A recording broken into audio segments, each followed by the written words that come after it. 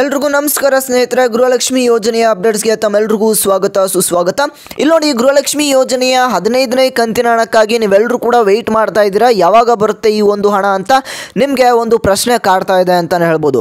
ಹಾಗಾದರೆ ಈ ಒಂದು ಗೃಹಲಕ್ಷ್ಮಿ ಯೋಜನೆಯ 15ನೇ ಕಂತಿನ ಹಣದ ವಿಚಾರವಾಗಿ ಇಲ್ಲಿ ಲಕ್ಷ್ಮಿ ಹೆಬ್ಬಾಳ್ಕರ್ ಅವರೇ ಒಂದು ಬಿಗ್ಗೆಸ್ಟ್ ಅಪ್ಡೇಟನ್ನು ಕೊಟ್ಟಿದ್ದಾರೆ. ನಿಮ್ಮೆಲ್ರಿಗೂ ಕೂಡ ಗುಡ್ ನ್ಯೂಸ್ ಅಂತಲೇ ಹೇಳ್ಬೋದು. ಆದಷ್ಟು ಬೇಗ ಈ ಒಂದು 15ನೇ ಕಂತಿನ ಹಣದ ಜೊತೆಗೆ 16ನೇ ಕಂತಿನ ಹಣ ಕೂಡ ಯಾವಾಗ ಬರುತ್ತೆ ಅಂತ ನಿಮಗೆ ಮಾಹಿತಿಯನ್ನು ತಿಳಿಸ್ಕೊಡ್ತೇನೆ.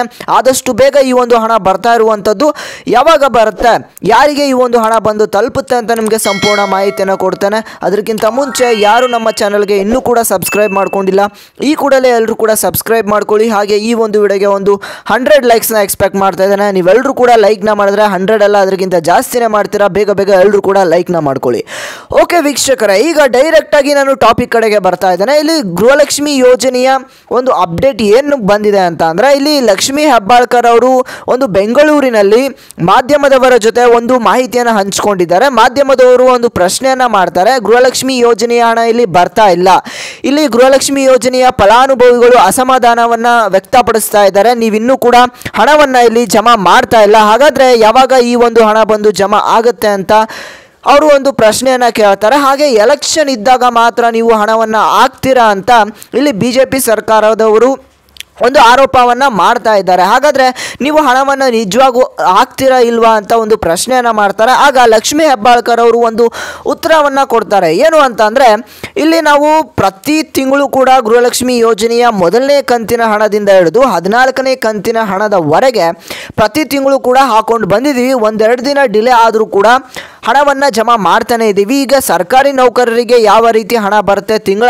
ಅದೇ ರೀತಿ ನಾವು ಈ ಒಂದು ಗೃಹಲಕ್ಷ್ಮಿ ಯೋಜನೆಯ ಹಣವನ್ನು ಕೂಡ ಹಾಕ್ತಾ ಬರ್ತಾ ಇದ್ದಾವೆ. ಈ ಒಂದು ಎಲೆಕ್ಷನ್ ಏನು ಇದೆ, ಇದು ಈ ಒಂದು ತಿಂಗಳ ಹಿಂದೆ ಈಗ ಬಂದಿದೆ.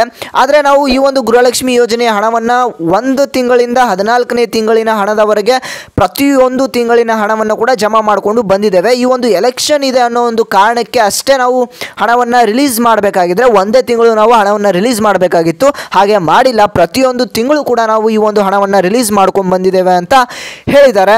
ಹಾಗೆ ಈ ಒಂದು 14ನೇ ಕಂತಿನ ಹಣದವರೆಗೆ ಯಾರ್ಯಾರಿಗೆ ಹಣ ಬಂದಿದೆ ನೋಡಿ, ಅವರಿಗೆ 15ನೇ ಕಂತಿನ ಹಣ ಕೂಡ ಆದಷ್ಟು ಬೇಗ ಇನ್ನೊಂದು 3-4 ದಿನಗಳಲ್ಲಿ ಹಣ ಬಂದು ಜಮಾ ಆಗುತ್ತೆ ಅಂತ ಖುದ್ದಾಗಿ ಇಲ್ಲಿ ಲಕ್ಷ್ಮಿ ಹೆಬ್ಬಾಳ್ಕರ್ ಅವರೇ ಒಂದು ಮಾಹಿತಿಯನ್ನು ಕೊಟ್ಟಿದ್ದಾರೆ.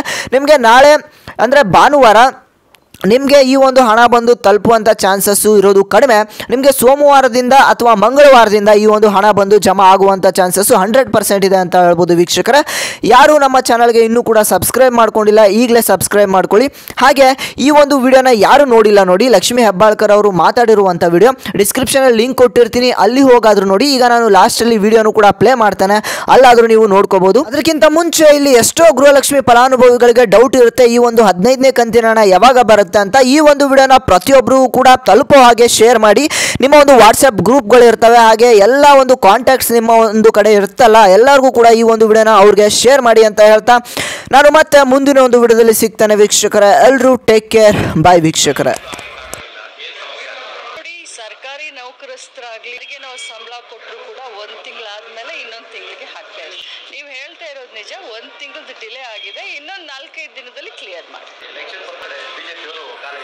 ಆರೋಪ ಮಾಡೋರು ಹಾಕ್ಲಿಲ್ಲ ಅಂದ್ರೂ ಆರೋಪ ಮಾಡ್ತಾರೆ, ಹಾಕಿದ್ರೆ ಇಲೆಕ್ಷನ್ ಪರ್ಪಸ್ ಅಂತ ಹೇಳ್ತಾರೆ. ಇಲೆಕ್ಷನ್ ಪರ್ಪಸ್ ಅಂತಂದಿದ್ರೆ ನಾವು ಬರೀ ಇಲೆಕ್ಷನ್ ಬಂದಾಗ ಅಷ್ಟೇ ಹಾಕ್ಬೋದಾಗಿತ್ತಲ್ಲ, ಹಾಗೆ ಮಾಡ್ತಾ ಇಲ್ಲ. 4 ತಿಂಗಳು ಕೂಡ ಏನು ಇಲೆಕ್ಷನ್ ಇಲ್ವಲ್ಲ.